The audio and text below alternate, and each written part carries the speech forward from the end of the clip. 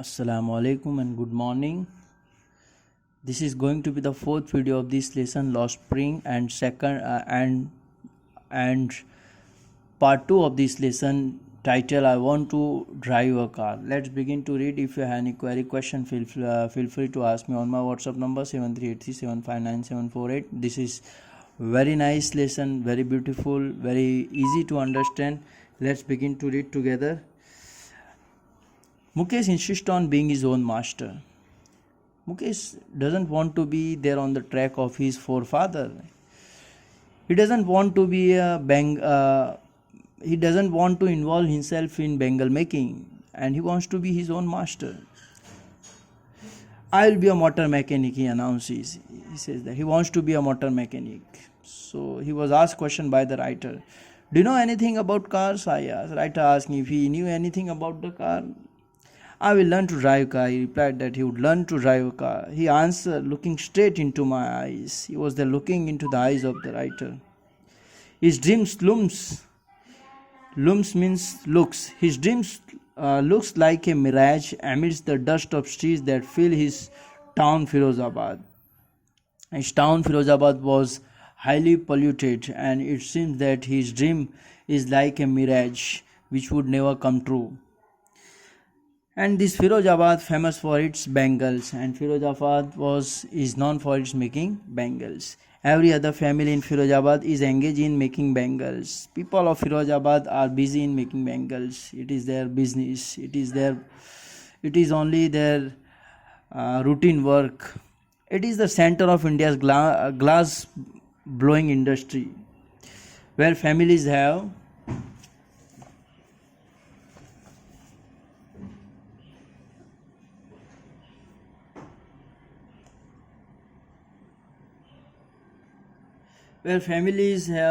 spent generation working around furnaces, welding glass, making bangles. For all the women in the land, it seems. So the people of Firozabad have spent their generation in making bangles, welding glass, and all this. Let me explain you in a nutshell. The boy was confident and replied that he would learn to drive a car. His dream was far away from reality, and although the boy was confident, he would succumb to the societal pressure. He lived in Firozabad, which was famous for glass bangles. The writer felt that the boy's dreams would not materialize and gradually get influenced by the dusty street of Firozabad.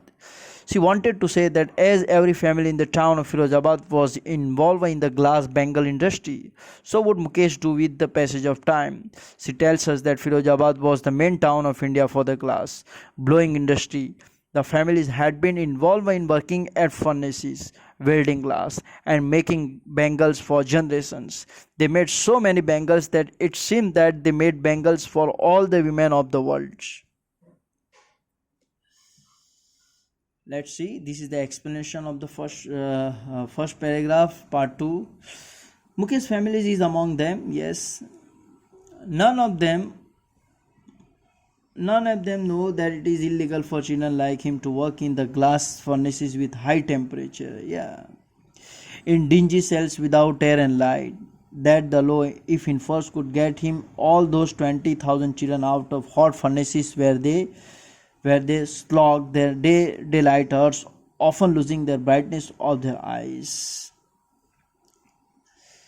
So yes, almost 20,000 children are working under extreme hot temperature, and because of this, and they constantly keep themselves busy in making bangles, and as a result they can lose their eyesight. Let me explain you in a nutshell. Mukesh family was also involved in the profession of glass bangles making. They were not aware of the law. They didn't know that it was unlawful to force children to work in such glass furnaces. The workplaces were hot, dark closed rooms, and without ventilation. The writer felt that if the law would come into force, it would rescue almost 20,000 children from these inhuman places where they were forced to work hard during the daytime. They often ended up losing their eyesight also. Let's read part. Mukesh's eyes beamed as he volunteered to take me home. So the writer was taken by Mukesh at his home. which he proudly says is being rebuilt. His house was being rebuilt. We walked down stinking lanes. The smell was coming in that lanes, choked with garbage. It was full of garbage. Parched homes near home that remain, hovels with crumbling walls. There were many huts which were in deteriorated and in very bad conditions. Wobbly doors, yes, not in a twisted manner, wobbly, right? No windows, crowded with families of humans and animal coexisting in primal state. They were all animals and human beings were there living there together, highly congested. He also stopped at the door of one such house.